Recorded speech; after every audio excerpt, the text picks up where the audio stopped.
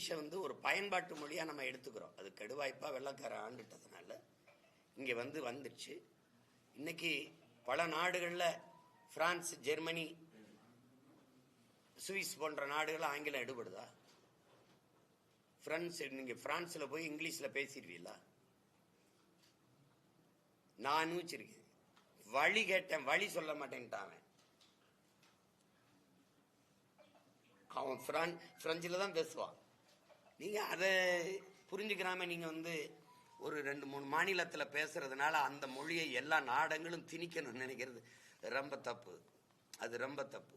நாங்க விரும்பினால் கற்கிறோம், அதுல ஒன்றும் இல்லை. இப்போ நீங்க மகாராஷ்டிராவில் எங்கள் பிள்ளைகள் 36 லட்சம் நாங்கள் வாழ்கிறோம், 36 லட்சம் வாழ்கிறோம். எல்லா மாநிலங்களையும் பரவி வாழ்கிறோம். அங்கே இங்கேருந்து கற்றுக்கிட்டு போய் அங்கே குடியேறணுமா? அங்கே போனவொன்னா 2-3 மாதத்தில் அந்த மொழிகளை கற்றுக்கிட்டோம், அவ்வளோதான். இன்னைக்கு எங்களுடைய காவல்துறை அதிகாரிகள், மாவட்ட இந்திய குடிமைப் பணிக்கு படிச்சுட்டு வந்த மாவட்ட ஆட்சியாளர்கள்லாம் மற்ற மாநிலங்கள் போய் பணி செய்யும் போது அங்கே போகும்போது வட இந்தியாவுக்கு அந்த மொழி தேவைப்படுது, கற்றுக்கிறாங்க, அவ்வளோதானே. நீங்கள் கட்டாயமாக படிக்கணும். அது இந்திய மொழி, அது மும்மொழி கொள்கையில் அது ஒரு கொள்கை மொழியாக இருக்குதுங்கிறத ஒருபோதும் ஏற்க முடியாது. அது தேவையற்ற சிக்கலை உருவாக்கும். இந்த திராவிடர்களை நீங்கள் நம்பாதீங்க. இது இந்த தேர்தலுக்காக நடிக்கும். நீங்கள் இந்த சிக்கலை அன்னைக்கே முற்றுப்புள்ளி வச்சிருந்துருக்கணும். இத்தனை ஆண்டுகளா கூட்டணி வச்சு ஆட்சி அதிகாரங்களில் இருந்து அன்னையிலிருந்து பிரச்சனை. இந்த மொழிக்காக, இந்தி திணிப்புக்காக போராடி 800 பேருக்கு குறையாம செத்துருக்கா. நீங்க 18 பேர் தான் கணக்கில் காட்டியிருக்கீங்க. அத்தனை பேரோட உயிர் தியாகம் பைத்தியக்காரத்தனமாயிரும். உன் மொழி உனக்கு, என் மொழி எனக்கு. ஒரு தொடர்புக்கு ஒரு மொழி வேணும். அது ஏற்கனவே ஆங்கிலம் இருக்கு, அப்ப அவசியம் இல்லை, அவ்வளவுதானே.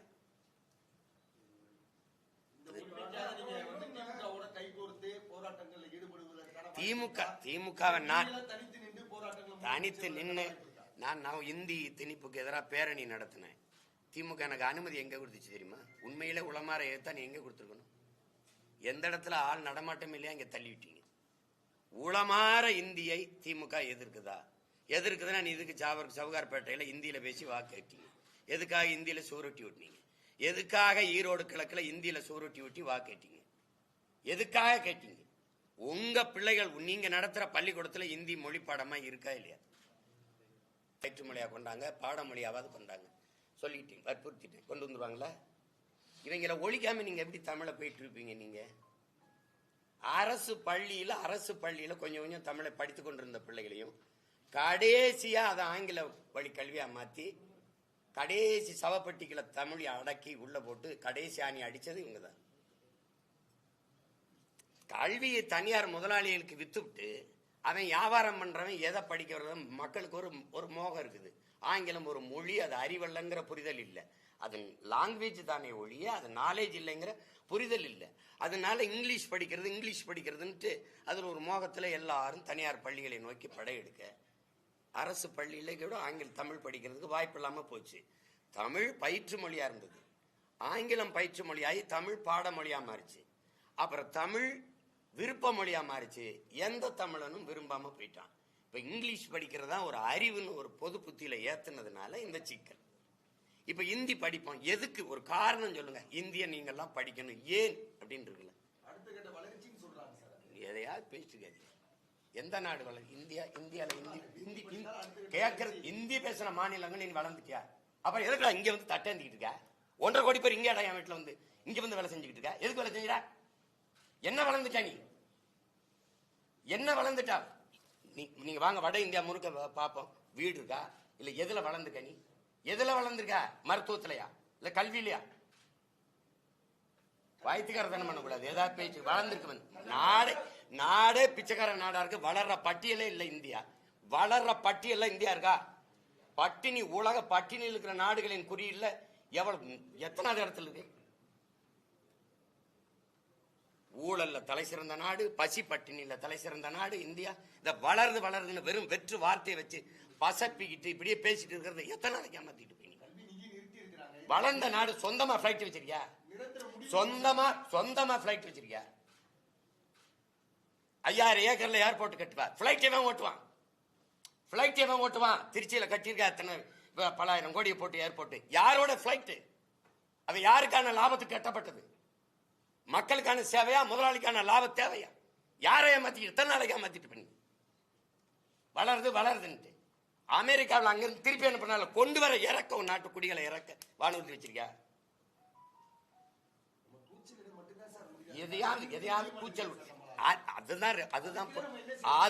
அதுதான் மாறுதல். இலங்கையில நடந்தது, பங்களாதேஷில் நடந்தது, இங்க நடக்கும். எழுதி வச்சுக்க, நடக்கும், எழுதி வச்சுக்கிறது. மூன்றாவது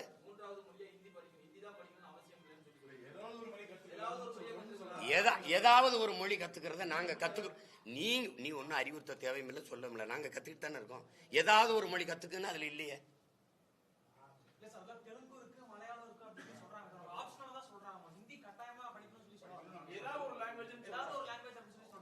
யார் அவங்க தானே? இந்தியை விரும்பாத மாநிலங்கள் அவர்கள் ஏற்கிற வரை இந்தி திணிக்கப்பட மாட்டாதுன்னு சொன்னது இவங்கதான். அதை நீங்க சொல்ல வேண்டியதில்லை தம்பி, நாங்களே கத்துக்குவோமே, எங்களுக்கு தேவைன்னா கத்துக்குவோமே. ஏதாவது ஒரு மாநிலத்தை சண்டை போட்டா ஏதாவது ஒரு மொழி அப்படிம்பீங்க.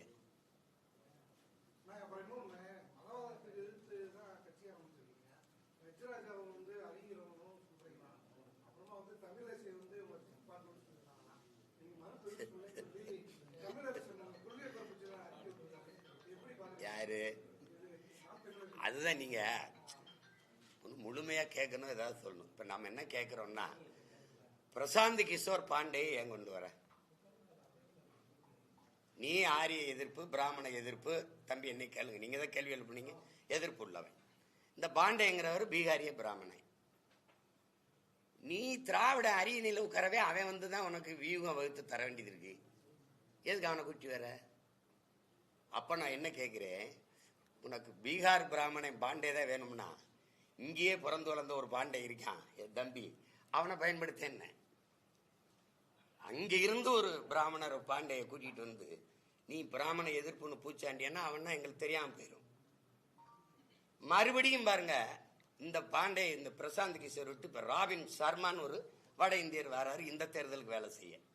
இதுக்கு தான் நான் என்ன சொன்னேன், ஏயா நீ வெளியூர்ல இருந்து பாண்டே சர்மாலாம் கூட்டிட்டு வர, இங்கேயே பாண்டே இருக்காரு ரங்கராஜ பாண்டே, இங்கேயே சர்மா இருக்காரு ஐயா ஹரிஹர ராஜா சர்மா, நம்ம ஐயா ராஜா, அவங்கள பயன்படுத்து. நீ அந்த ஊருக்காரனோட இந்த ஊருக்காரனுக்கு விவரம் தெரியும், அவனுக்கு தெக்கும் வடக்கும் தெரியாது, முக்கு முடுக்கு தெரியாது, இவனுக்கு எல்லாம் தெரியும் அப்படின்னு சொல்லி அதுக்காக தான் சொன்னது. நீங்க சீமா அப்படி சொல்லிட்டாரு, ஒழுங்கா கேள்றா பைத்தியக்கார எதையாவது சொல்லணும். டீம் பார்ட்னர்னு அம்மா சொல்றாங்க. இப்ப என்ன சொல்றாங்க, மொழி கொள்கையில என்னைய எப்படி சொல்றாங்க, என்ன பார்ட்னர் சொல்றாங்க. அந்த நேரத்தில் அவங்க பேசுவாங்க. நான் அப்பா இவர் நம்ம அப்பா பாஷா மரணத்துக்கு போனல, அப்ப இவங்கெல்லாம் எனக்கு எதிராக ஓட்டு பொறுக்கிகள்னு பேரணி கூட்டம்லாம் நடத்தினாங்கல்ல, அப்ப நீங்க இவங்கெல்லாம் எனக்கு ஆதரவா வந்தாங்களா? பெரியார் கோட்பாடுகளை எதிர்த்து நான் பேசணும்னு அவங்க நாங்க பெரியாரை நாங்களே எதிர்க்கிறோம், அவரையும் எதிர்க்கிறாருன்றாங்க. அதுக்கு சொல்ல வந்தது அது. அதனால பார்ட்னர் ஆயிரோம்னா இல்லை. நான் தான் போய் சொன்னோம் கைகுலிக்கு, நான் தான் டெல்லியில் ஒரு அலுவலகம் திறக்கிறேன், வாங்க திறந்து வைங்க அதெல்லாம் கூப்பிட்டு இருக்கேன்னா. மூலமாகவும் உங்களுடைய கொள்கையை முன்னெடுத்து மேடைக்கு மேல ஊருக்கு ஊரு தெரிந்து நல்லா பேச்சாற்றல் மூலமா இளைஞர்களை பெரிதும் கவர்ந்தீங்க. இப்போ ஒரு நடிகர் அந்த இளைஞர்களை ஃபுல்லா அரசியல்ல கவரக்கூடிய ஒரு விதம் என்பது இருக்கு. இதனால் இளைஞர்களுடைய அந்த பங்களிப்பு நம்மளுடைய கட்சியில குறைவதற்கான வாய்ப்பு இருக்கு. கிடையாது. நீ ஒரு நடிகர் ஒரு நடிகருடைய ரசிகராக இருப்பவர் என்னை தேட மாட்டார். நான் பலமுறை சொல்லிட்டேன், நீங்க பொழுதுபோக்கு தளத்தில் தலைவரை தேடுகிறவர்கள், பொழுதுபோக்கு தளத்தில் தலைவரை தேடுகிறவர்கள் என்னை தேட மாட்டாங்க. போராட்ட களத்தில் தனக்கான தலைவனை தேடுகிறவர் யாரோ அவங்க தான் என்னை தேடுவாங்க. விளங்குதுன்னு நினைக்கிறேன். அதனால அதை போய் பேசிக்க வேண்டியதில்லை. இப்ப தம்பி விஜய்னா அவருடைய ரசிகர்கள், அவரை நேசிக்கக்கூடியவர்கள் என்னை பின்தொடர மாட்டாங்க. அது அவர் வேற, அது வேற. அதுக்காக போய் பயந்துக்கிட்டு பேசிட்டு இருக்க முடியாது. அது அப்ப எங்க அண்ணன் கமலஹாசன் வரும்போது கூட தான் போனாங்க, ஒவ்வொருத்தர் வரும்போதும் போவாங்க. ஆனா எனக்குன்னு இருக்கிற என்னுடைய நாங்கள் எடுத்து வைக்கிற அரசியல் கோட்பாடுகளை இதுதான் சரியா இருக்கும், இதுதான் இந்த நாட்டுக்கு மக்களுக்கும் தேவை அப்படின்னு நினைக்கிறவங்க எங்களை பின்தொடருவாங்க. அதுல போட்டு ஒவ்வொருத்தர உங்களுடைய பார்வையில கமலஹாசன் மாதிரி விஜயும் பின்னடைவு ஆவதற்கான வாய்ப்பு இருக்கா, இல்ல ஓரளவுக்கு எழுந்து அரசியல் களத்துல போராடி ஜெயிக்க வாய்ப்பு? நீங்க நம்ம ஒரு களத்துல நின்று போர் செய்யும் போது அவர் தொய்வடைவாரா, அவர் பலகீனம் அடைவாரா, அவர் பின்னடைவாரா நின்று நம்ம சண்டை செய்ய முடியாது. நம்ம முழு ஆற்றலையும் பயன்படுத்தி நம்ம செய்யற போரை, அந்த சண்டையை மூர்க்கமா செஞ்சு முன்னேறி போயிட்டே இருக்கணும். நாங்க எந்த மாதிரி சூழல்ல இந்த இயக்கத்தை உருவாக்கணும் அப்படிங்கிறத நீங்க பார்க்கணும். பல தடவை நான் விளக்கிட்டேன், நான் இன்னொரு தடவை சொல்றேன். லட்சக்கணக்கா என் இன மக்கள் கொன்றொழிக்கப்பட்ட போது அந்த பிணக்குவியல்ல இருந்து பிரசவிக்கப்பட்ட மக்கள் நாங்கள் கண்ணீரிலும் ரத்தத்திலும் கருக்கொண்டவர்கள். தாலாட்டில் வளராம என் இனச்சொந்தங்கள் கத்திய கதறல்கள் வைத்த ஒப்பாரி ஓலத்தில் வளர்ந்தவர்கள். அதனால எங்களுடைய காயம் பெரிது, நாங்கள் இழந்தது பெரிது. கச்சத்தீவு, காவிரி நதிநீர் உரிமை, முல்லை பெரியாற்று உரிமை, எங்கள் நிலத்தின் வளங்கள் எல்லாம் களவு கொண்டிருக்கிற காலகட்டத்தில் என்ன செய்யறதுன்னு தெரியாம நான் ஒரு கட்சியில் இருந்தேன், இவர் ஒரு கட்சியில் இருந்தார், இவர் ஒரு கட்சியில் இருந்தார். எல்லாம் இந்த அரசியல்கள், இந்த தலைமைகள் எங்களுக்கானது என்று நம்பி இருந்தபோது கடைசியா முற்று முழுதா கைவிடப்பட்டு ஏமாற்றப்பட்டு வீழ்த்தப்பட்ட இடத்தில் இது நமக்கான அரசியல் இல்லை. அப்ப நமக்கான மூச்சு காற்றை நாமே சுவாசிப்பது போல, இனி நம்ம உணவை நாமே எடுத்து உண்பது போல, நமக்கான உரிமையை இனி நாம் தாண்டா போராடி பெறணுங்கிற போது என்னைய மானிய உணர்வு கொண்ட ஒவ்வொரு இளைஞர்களும் ஒன்றிணைந்து இந்த படையை உருவாக்கணும். இதனால நீங்க மற்ற இயக்கங்களோட எங்களை போய் ஒப்பிட்டு, ஏன் நான் இன்னைக்கு நான் வைத்திருக்க வாக்கு விழுக்காட்டுக்கு யாரோட கூட்டணி போனாலும் பெரிய வியாபாரம் பண்ணி பிழைக்கலாம்ல, முன்னாடியே போயிருக்கலாம்ல. 2 விழுக்காடு 1 விழுக்காடு வச்சிருக்கவங்களெல்லாம் கூட்டணியில சீட்டு நோட்டும் கொடுக்குற கட்சிகள் என்னை கூப்பிட்டுருக்காதா? கூப்பிட்டுருப்பாங்களா இல்லையா சொல்லுங்க. நான் போயிருக்கேனா பத்தி இல்லை. ஏன்னா நான் இந்த நோட்டுக்காக சீட்டுக்காக வந்தவன் இல்லை, இந்த நாட்டுக்காக இந்த மக்களுக்காக வந்தேன். என் முன்னோர்கள் தூக்கி சுமந்த கனவு எங்கள் கையளிக்கப்பட்டிருக்கு. என் முன்னோர்கள் இப்போ கடந்த காலங்களில் செய்த வரலாற்று தவறை நாங்கள் செய்திடக்கூடாதுன்னு நினைக்கிறோம். வந்தவங்களெல்லாம் திருப்பி போய் இந்த இந்திய திராவிட கட்சிகள்கிட்ட சரணடைஞ்சு மறுபடியும் ஒப்புக்கு சும்மா இந்திய எதிர்க்கிறோம் இதை ஒவ்வொரு கட்டம் தான் எதிர்க்கிறாங்க. ஒவ்வொரு கட்டம் தான் எதிர்க்கிறாங்க. இப்பவும் தொடருது பாருங்க. 60 வருஷம் கழிச்சு மறுபடியும் அதே நிலையில நிக்குது. இன்னும் கச்சத்தீவை மீட்டை நாங்க போராடுவோம். இப்ப விட்டுட்டாங்க, ஏன்னா நான் அதை பேசுறதுனால அது அவன் வேலை அவன் பார்த்து பண்ணிட்டு விட்டு போயிட்டாங்க. இதெல்லாம் ஒரு ஒப்புக்கான நாடகம்.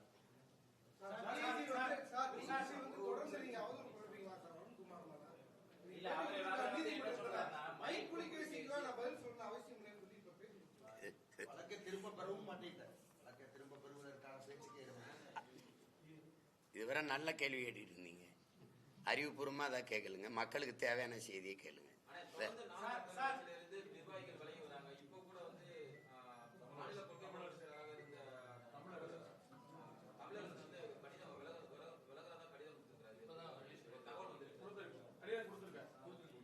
அது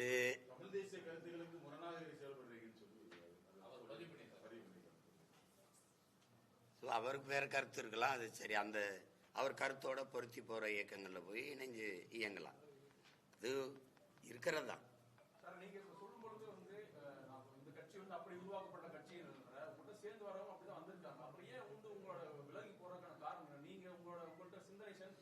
தன்முனைப்பு தான், தன்னை முன்னிறுத்திக்கிறதா. நான் தான் கட்சி, நான் தான் கட்சி. மதுரைனா நான் தான், ஈரோடுனா நான் தான், சேலம்னா நான் தான். அதாவது கட்சியில ஒரு கோட்பாடு இருக்கு. கட்சிக்காக நான், புரியுதுன்னு நினைக்கிறேன். கட்சிக்காக நான், கட்சியில் நான். அவன் தான் கட்சியில் இருக்க முடியுமே, கட்சியே நான் அப்படின்னு நினைக்கிறது கஷ்டம். அது கட்சியின் வளர்ச்சியை ஒரு நீண்ட இலக்கை நோக்கி பயணிக்கிற பயணத்திற்கு பெரிய இடையூறா, தடை கற்களா, ஆங்கிலத்தில் செக் போஸ்ட்னு சொல்லுமா, அது மாதிரி நின்றுக்கிறோம். அது கஷ்டம். அந்த மாதிரி இடங்கள்ல நம்ம வேற ஒரு வளர்ச்சிக்காக வேற ஒரு ஆட்களை எல்லாம் இணைக்கும் போது தேவையற்ற முரண்கள் வருது. அது இந்த நமக்கு அவங்க வேற ஒரு எதிர்பார்ப்போட விலக வேண்டியது வருது. அதை பத்தி ஒரு பெரிய பேரியக்கம் கவலைப்பட்டு இருக்க முடியாது. நீங்க வளர்கிற ஒரு இயக்கம் ஒரு மரத்தை வச்சு நீங்க ஒப்பிடலாம். பல முறை சொல்லிட்டேன், சில கிளைகளை சில இலைகளை உதுத்து தான் தீரணும், இல்லைன்னா அடுத்த கிளை வராது, அடுத்த இலை துளிர்க்காது. அதை போய் பேசிட்டு கூடியதில்லை.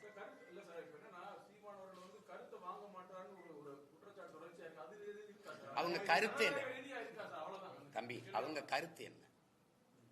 கருத்து என்னன்னு சொன்னாதானே கேட்கணும். உன் கருத்து என்னன்னு சொன்னாதானே கேட்க முடியும். அவதூறு இது ஒரு பேச்சு. ஒருத்தருக்கும் ஒரு கருத்து இருக்க முடியாது தம்பி. அடிமை இனத்தின் உரிமைங்கிற கருத்தை தவிர வேற ஒன்றும் இருக்க முடியாது. இங்க வந்து கருத்துனா என்னை ஏன் முன்னாடி நிறுத்தல வெளிப்படையா அவங்களுக்கு சொல்லணும்னா, இப்ப விலை போறவங்கலாம் சீமான் செத்ததுக்கு பிறகு கட்சி யாருக்கு இதை சொல்லணுமா? நான் இந்த பிரச்சனையில தான் எல்லாருக்கும் போட்டி பிரச்சனை. கட்சியில என்னைய வளர விடலைங்கிறீங்க. கட்சி வளர்ந்தா தானே நீ வளருவ. கட்சிக்குள்ள நீங்க தனியா எப்படி வளருவீங்க? நீங்க எல்லாம் சொல்லுங்களேன். கட்சிக்குள்ள நீங்க என்னைய வளர விடலை, யாரையும் வளர விடலைன்னா கட்சிக்குள்ள எப்படி வளருவ? கட்சி வளர்ந்தா தானே நீ வளருவ. கட்சிக்குள்ள நீ எப்படி வளருவ? உனக்கு ஒரு கூட்டத்தை சேர்ப்ப, அந்த கூட்டத்துக்குள்ள நான் தான் காட்டுவ. அதுதான் கட்சிக்குள்ள தன்னை வளர்க்குறது. இப்ப இது கட்சியை வளர்க்குமா சிதைக்குமா? நான் நிக்கிற இடத்துல நின்று இந்த படையை நடத்தி பாருங்க, உங்களுக்கு தெரியும். தம்பி, கட்சியில் ஒரு கோட்பாடு இருக்கு. எதையும் ஜனநாயக பூர்வமா முடிவெடுத்து சர்வாதிகாரமா செயல்படுத்தணும். எதையும் அறிவுபூர்வமா சிந்திச்சு உணர்வு பூர்வமா செயலாக்கம் பண்ணணும். இல்லைன்னா அது வெல்லாது.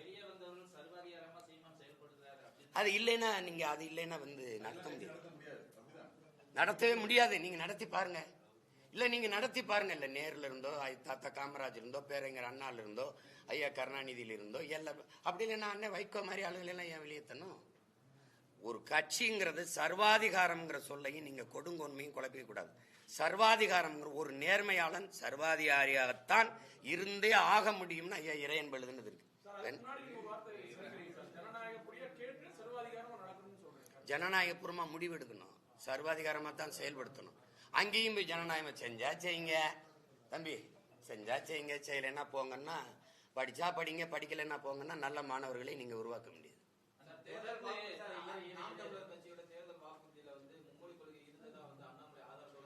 அதுதான் அவரை சரியா படிக்க சொல்லியிருக்கேன். அவரை படிக்க சொல்லிருக்கேன். எடுத்தவனே மொழி கொள்கையில கொள்கை மொழி தமிழ்னு போட்டிருக்கு. எனக்கு மட்டும் இல்ல, ஒவ்வொரு தேசியனத்திற்கும் கொள்கை மொழி அவரவர் தாய்மொழி. நாங்க சொல்லியிருக்கிறது பயன்பாட்டு மொழி ஆங்கிலம், அது கட்டாய பாடமொழியா இருக்கும். உலக மொழிகள் எல்லாம், எல்லா உலகத்தின் மொழிகளும் எங்கள் விருப்ப மொழியாக இருக்கும், இந்தி உட்பட. நீங்க வாங்கி பாருங்க, மக்களரசு.comல அதை கொடுத்துருக்கேன், தட்டி பாருங்க, அதுல இருக்கு. இந்தி எல்லா மொழிகளும் எங்கள் விருப்ப மொழி. விரும்பினால் எம்மொழியும் கற்போம் நாங்கள் வாழ, எம்மொழி தமிழ் கற்போம் எங்கள் இனம் வாழ. அதுல தெளிவா கொடுத்துருக்கேன். நான் தானே எழுதுனேன். நீங்க ஒரு தடவை படிச்சு பாருங்க, மொழி கொள்கை தெரியும்.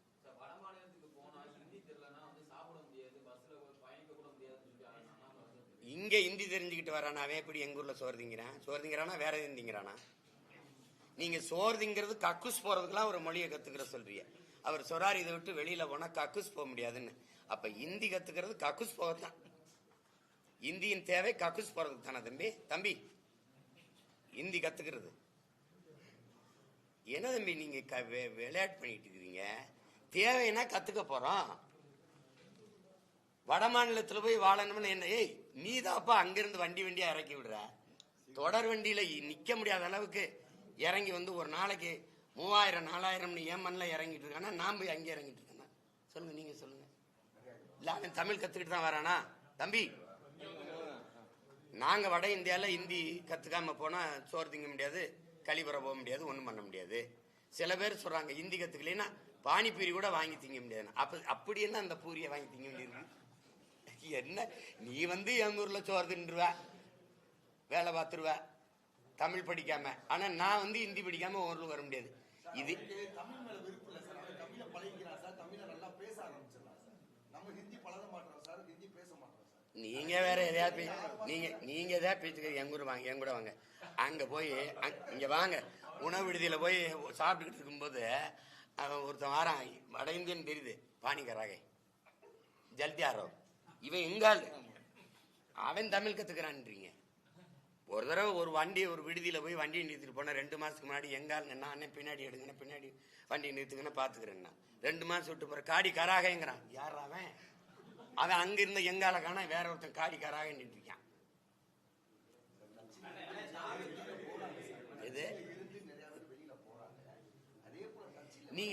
எல்லாருமே நான் உங்ககிட்ட பொதுப்படையா கேட்கிறேன். கட்சியை நடத்துறது நானு, கட்சியிலிருந்து போறதை பத்தி கவலைப்படாம இருக்கிறது நானு. நீங்க எல்லாம் இவ்வளவு கவலைப்படுறீங்களே என் கட்சியை பத்தி. எவ்வளவு அக்கறையா இருக்கிறீங்க. இது கவலை மாதிரி தெரியலையே.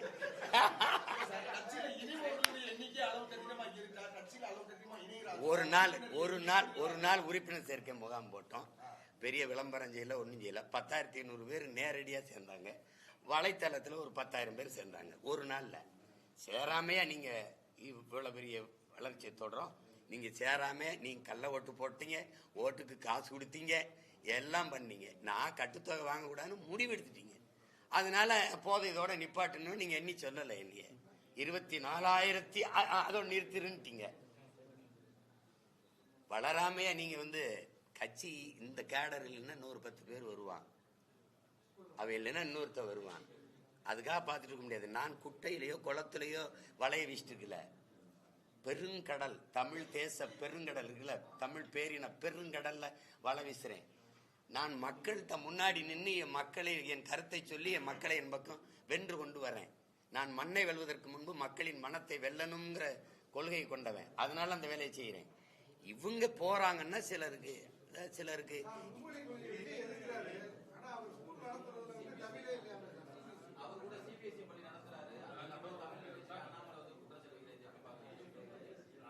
அது தெரியல. தம்பி பள்ளிக்கூடம் தானான்னு கூட அது தெரியல எனக்கு. அது தெரிஞ்சுட்டு தான் சொல்றேன்.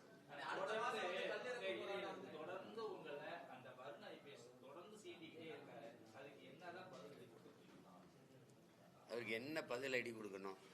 அவர் என்னை சீன்றதுனால தான் அவர் அந்த இடத்துல இருக்காரு.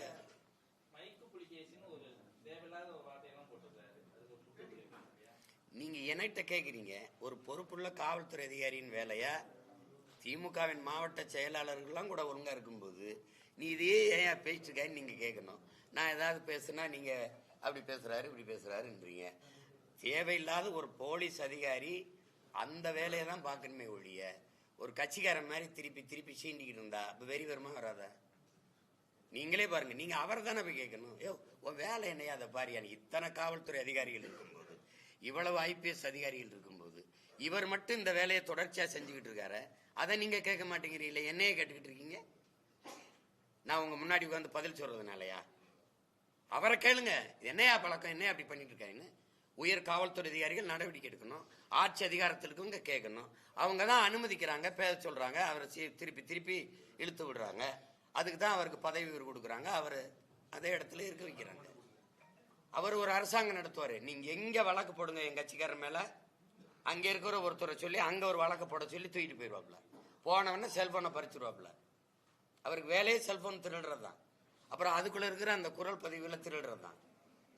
நீங்க இந்த பத்திரிகையாளர்கள்லாம் அந்த அண்ணா பல்கலைக்கழக தங்கச்சி அந்த பாலியல் வன்கொடுமையில அந்த இதுக்காக அந்த பத்திரிகையாளர்கள் அலைபேசியை வாங்கினவுன்னா நீங்க அவ்வளவு கோவப்பட்டீங்களே. இதுவரை 14 அலைபேசியை எங்க பிள்ளைகளுடைய அலைபேசியை எடுத்து வாங்கியிருக்காங்க. அப்பெல்லாம் நீங்க கோவப்பட்டிருந்தீங்கன்னா நியாயமா? அதுக்கே ஒரு தீர்வு வந்திருக்கும்ல. அது உங்களுக்கு பாதிப்பு வந்தா மட்டும் நீங்க கோவப்படுறீங்க. அது ஒண்ணும் பண்ண முடியாது. உங்களுக்கு எல்லாருக்குமே நான் ஒரு வெறுப்பு இருக்கு. அது என்ன அவனை திட்டலாம், அவன் கட்சியிலிருந்து போகலாம். இப்ப எத்தனை கட்சியிலிருந்து என் கட்சியிலிருந்து சேர்றாங்க அதையெல்லாம் நான் சொல்லிட்டு இருக்கேன்னா சொல்லுங்க. திமுக இருந்து என் கட்சியில சேர்ற ஆளுகளை காட்டணுமா? அதுக்கு விழா வச்சு சொல்லணுமா? உங்களை மாதிரி நான் இந்த மாதிரி விளம்பரம் பண்ணிட்டு தெரியணுமான்னு சொல்லுங்க. இது அவ்வளவு கேவலமா இருக்குது. நாங்க எங்க கட்சியாவே இல்லை. ஆனா கட்சியிலிருந்து வர்ற ஆட்கள் அவர்களுக்கு இனிப்பா இருக்குது. ஐயோ 3000 பேர் ஒரு நாளா நானே பாக்குறேன். இவ்வளவு பேர் இருந்தானடா கட்சியில, திடீர்னு 3000 நாளாயிரம் பேர்.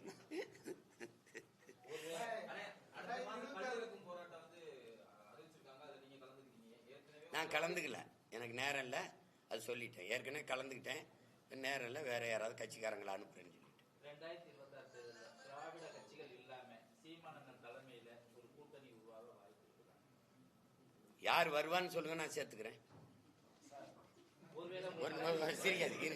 இருங்க. யார் அதாவது இங்க பாருங்க, யார் வருவா எப்படின்னா, இங்க அரசியல் எப்படி கட்டமைக்கப்பட்டிருக்குன்னா, காசு கொடுக்காம வாக்கு வாங்க முடியாது, பணம் இல்லாம அரசியல் செய்ய முடியாது.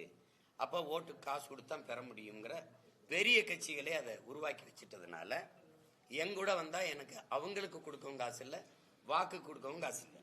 அப்படிங்கும்போது இப்ப நான் 36 லட்சம் வச்சிருக்கேன் அப்படின்னா இதை பல மடங்கு உயர்த்தி காட்டினா காசு கொடுக்காமலும் வாக்கை பெற்றுற முடியும், வென்ற முடியும், அரசியல் செய்ய முடியுங்கிற நிலையை நான் உருவாக்கணும்னா மற்ற கட்சிகளுக்கு நம்பிக்கை வரும், என் கூட வருவாங்க. இல்லைன்னா நீங்க என்ன பண்ணுவாங்கன்னா அது எதுக்கு நம்ம கட்சியை காப்பாற்றணும், இப்ப நம்ம ஜெயிக்கிற பக்கம் இருக்கணும், அப்படிதான் எல்லாரும் நினைப்பாங்க. வந்தா கூட்டிட்டு வாங்க, நம்ம கட்டி தெளிவி அரவணைச்சு சேர்த்துக்கலாம்.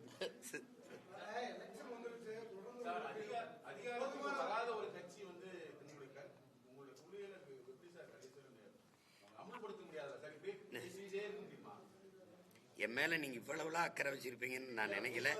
உங்க பேரன்புக்கு நன்றி. அதிகாரத்துக்கு போன கட்சிகள் செய்த ஒரு நன்மையை சொல்லுங்க. நான் போறேன். யார் இப்ப நபிகளார்ட்ட கேக்குறாங்க, நீங்க இந்த தீமை எப்படி ஒழிப்பீங்க நபிகள் நாயகம் அவர்களே? நான் நன்மையை வச்சுதான் ஒழிப்பேன்ற. நான் அதிகாரத்துக்கு போறதுக்கு என்ன செய்யணும்னு நீங்க சொல்லுங்க. நீங்க எனக்கு ஒரு சகோதரனா சொல்லுங்க.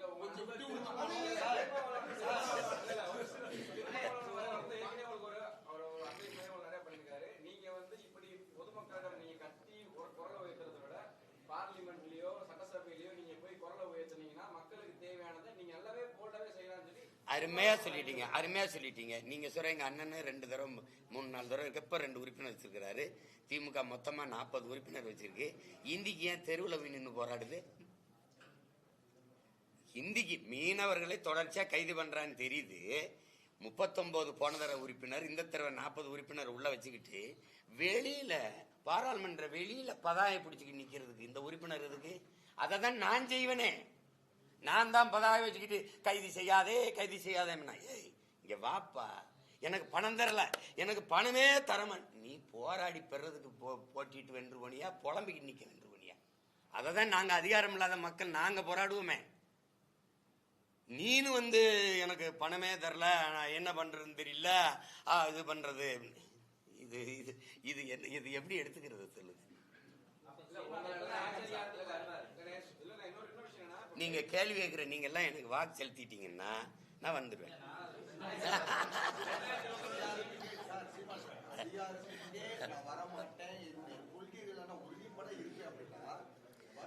நீங்க என்ன ஒரு கேள்வி அவருக்கு, அதிகாரத்துக்கே நான் வரமாட்டேன்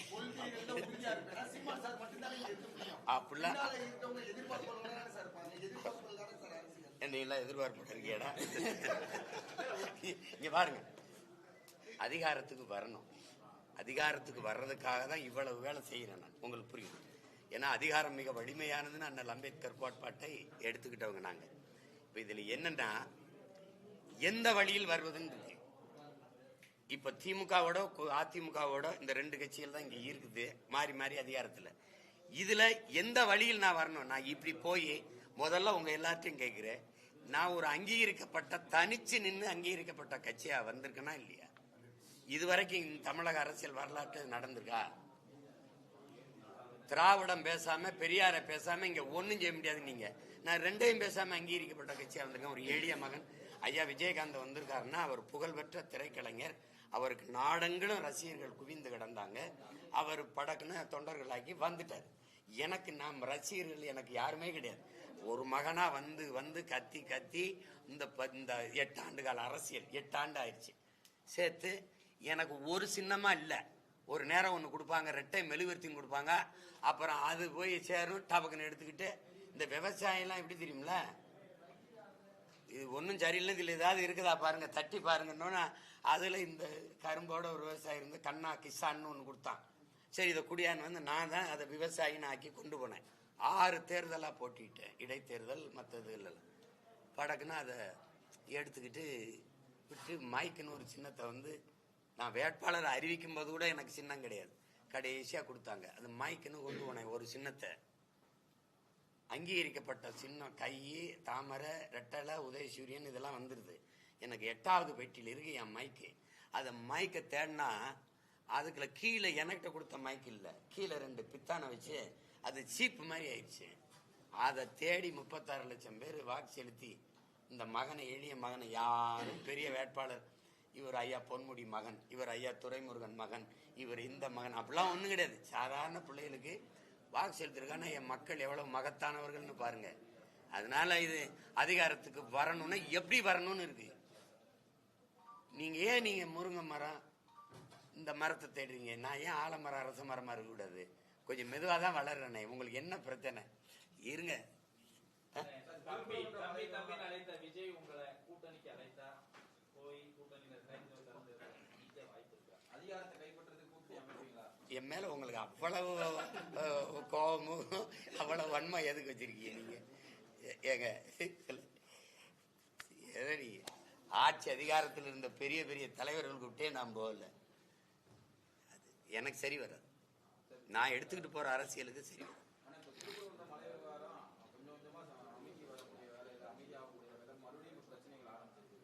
எதுப்பா சரி, அதற்கு ஒரு எடுத்துக்காட்டாக இருந்த ஒரு இடம் திருப்பரங்குன்றம். நம்ம அறுவடை வீடுகள்ல ஒன்று பல காலமா நம்ம வழிபட்டு வர்றோம், எந்த பிரச்சனையும் இல்லை. ஒரு பொது கேள்வி இங்க கொஞ்சம் கேளுங்க. இங்க வழிபடுகிற இங்க இருக்கிற இஸ்லாமியர்கள் முதல்ல யாருன்னு பேசி நம்ம முடிவெடுத்துடணும். அப்ப அது யாருன்னு முதல்ல சொல்லுங்க. அவ்வளவு பேரும் எங்க சொந்தக்காரங்க தான், நம்ம சொந்தக்காரன், நம்ம ரத்த உறவுகள். ஒரு வழிபாட்டுக்காக ஒரு மார்க்கத்தை ஏற்று மாறி இருக்கிறாங்க, அந்த கோட்பாட்டை கொள்கையை ஏற்று போறாங்க. அதுல இதுவரை என்ன பிரச்சனை வந்திருக்கு? திடீர்னு இப்ப இது ஒரு பிரச்சனையாக்கி அதனால இந்த மக்களுக்கு இடையில ஒரு பிளவை, பிரிவை ஏற்படுத்தி ஒரு பதட்டத்தை உருவாக்க வேண்டிய அவசியம் இல்லை. அரசு நினைச்சிருந்தா அரை நொடியில் அதை தடுத்திருக்கலாம். அரசு திட்டமிட்டு இப்படி ஒரு பிரச்சனையை விரும்பிச்சு அதை விரும்பி உருவாக்குச்சுன்னு நான் குற்றம் சாட்டுறேன். அதை உங்களால நீங்க மறுக்க முடியாது. அரசு பொறுப்பேற்காம என்னை போன்றவர்கள் அறிக்கை கொடுத்து பல அழுத்தங்கள் கொடுத்த பிறகு எல்லாரும் சேர்ந்து மாவட்ட ஆட்சியர் மேல பழிய போட்டாங்க, காவல்துறை அதிகாரி மேல போட்டாங்க. அரசு எப்பதான் பொறுப்பேற்கும்? கள்ளச்சாராயம்னா அரசு பொறுப்பேற்காது. அங்க இருக்கிற மாவட்ட ஆட்சியர், காவல்துறை அதிகாரியை பணியிட மாற்றம், அவர் தான் அதுக்கு பொறுப்பு. எல்லாத்துக்குமே நீங்க பொறுப்பேற்காம அங்கங்கே இருக்கிற அதிகாரிகள் மேல பொறுப்பு போட்டு பணியிட மாற்றுறதுனால இது எந்த மாதிரியான போக்கு? இது சரியில்லை. அதை விட்டுட்டு நம்ம ஒரு கோட்பாட்டை என் அன்பு மக்கள் ஏற்கணும். உன் மதம் சிறந்தது, நீ வழிபடு, என் மதமும் சிறந்தது, வழிவிடு. இதுதான் இருக்கு, அதான் குரான்லே இருக்கு. அதை நம்ம ஏற்றுக்கிட்டு அவரவர் வழிபாட்டை அவரவர் புனிதமாக கருதி போயிடணும். நம்ம எல்லாரும் ஒருதாய் பிள்ளைகள், இந்த நிலத்தின் மக்கள். இங்க இருக்கிற இஸ்லாமியர் யாருன்னு முதல்ல நீங்க உங்களுக்குள்ள கேட்டு பாருங்க. இப்ப என் தம்பி எங்கடா ஹக்கீம், என் தம்பி ஹக்கீம். நம்ம அம்மா, நான் தான் திருமணம் பண்ணி வச்சேன். எங்க அப்பா முஸ்லீம், எங்க அம்மா வேற சமயத்தை சார்ந்தவங்க. சரிவாதி சொந்தங்கள் வேற சமயத்துல இருக்காங்க, சரிவாதி சொந்தங்கள் இஸ்லாத்துல இருக்காங்க. என் தலைமையில தான் திருமணம் நடந்தது. இதை எப்படி எடுத்துக்கிறீங்க? இப்ப எங்க அப்பா இளையராஜா, நீங்க சொல்ற நீங்க வச்சிருக்கீங்க, இந்துனே வச்சுக்கிறீங்க. என் தம்பி கொஞ்ச நாளைக்கு முன்னாடி இஸ்லாத்தை ஏற்றுட்டான், யுவன் சங்கர். இதை எப்படி எடுத்துக்கிறது? என் அன்பு சகோதரன் ரஹ்மான் இஸ்லாத்தை ஏற்றார். ஆனா என் தம்பி ஜி பிரகாஷ் இன்னும் அங்கேயே இருக்கான். இதை எப்படி எடுத்துக்கிறது? நாங்க அவருக்கு விருப்பம் அதை செய்யறாரு. இது போய் இது ஒரு இதனால எல்லாம் நாட்டுல பிரச்சனை, இதனால எல்லாம் வளர்ச்சி பின்னடைஞ்சிருச்சு. பெரிய இந்த நாட்டுல இருக்க வறுமைக்கே காரணம் இதுதான் பேசிட்டு இருக்கிறது. ரொம்ப கொடுமையானது இது. நீங்க அவ்வளவு இஸ்லாமிய வெறுப்பு வச்சிருக்க பெருந்தகைகள், உங்ககிட்ட நான் அன்பா கேட்டுக்கிறேன். இந்தியா அதிகமா கொஞ்சம் இருங்க, இந்தியா அதிகமா வருமானம் ஈட்டுற ஏற்றுமதி எது? மாட்டுக்கறி. பிரதமரே சொல்றார், beef export Hindustan is number 1. அந்த மாட்டுக்கறியை எந்த நாட்டுக்கு ஏற்றுமதி செய்ய? அவ்வளவும் கிறிஸ்தவர் இஸ்லாமிய நாடுகள் தான். அதிகப்படியா அவர்களுக்கு மாட்டுக்கறியை ஏற்றுமதி செய்து அவர்கள் கொடுக்கிற காசை வாங்கிக்கிற நீங்க அரபு நாட்டுல போய் நம்முடைய பிரதமர் அவர்கள் இந்து வழிபடுகிற இந்து கோயிலை கட்டி திறந்து பெருமையா பேசிட்டு வந்தாரா இல்லையா? சொல்லு, இருக்கா இல்லையா? அவன் நாட்டுல, இஸ்லாமிய நாட்டிலேயே இந்து கோயில்களை கட்டி வழிபட அனுமதிச்சான். வரலாறு என்ன சொல்லுது? எங்க பாட்டி வேலுநாச்சியாருக்கு ஹைதர் அலி தன் அரண்மனைக்குள்ள தன் மகளாக சேர்த்துக்கிட்டு, என் பாட்டியினுடைய குலதெய்வம் ராஜராஜேஸ்வரி கோயிலை அரண்மனைக்குள்ள கட்டி நீ வழிபடு மகளேன்னு அனுமதிச்சாருங்கிறதான வரலாறு. ஏன் இந்த இணக்கப்பாடு நமக்கு இல்லை? அதை நம்ம செய்யக்கூடாது. அதுவும் தமிழ் தமிழ் பேரன்பின் தாய். இந்த வேலையை நம்ம செய்யக்கூடாது, அதை விட்டுணும். அதை தாண்டி நமக்கு நிறைய வேலைகள் இருக்குது. எத்தனையோ ஆண்டுகளா நேற்று ஒரு மசூதியை கட்டி இன்னைக்கு போய் கந்திரியாக்க போனாங்கன்னா அது என்ன இப்படி நடக்குதுன்னு சொல்லலாம். பல நூறு ஆண்டுகளாக இருக்குது. அனுமதிச்ச மக்கள் நம்ம திடீர்னு அதை எடுத்துக்கிட்டு இதுக்குள்ளே போய் பிரச்சனையை பண்ணிட்டு இருக்கிறது அது நல்லா இல்லைன்னு நான் நினைக்கிறேன். வேற ஏதாவது கேள்வி இருக்கா?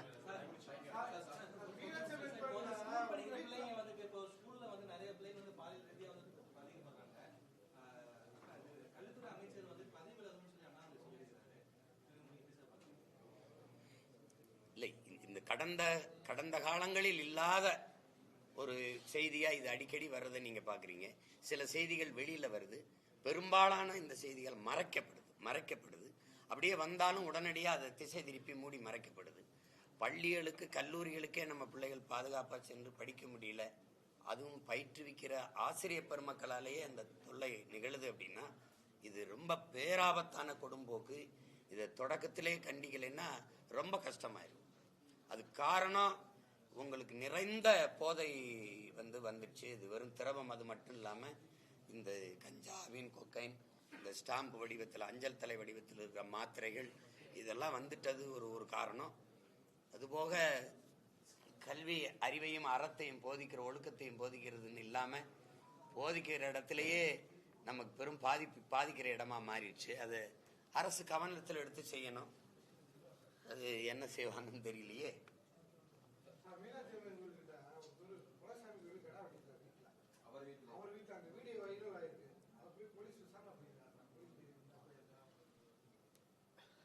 அவர் வீட்டில் வெட்டினது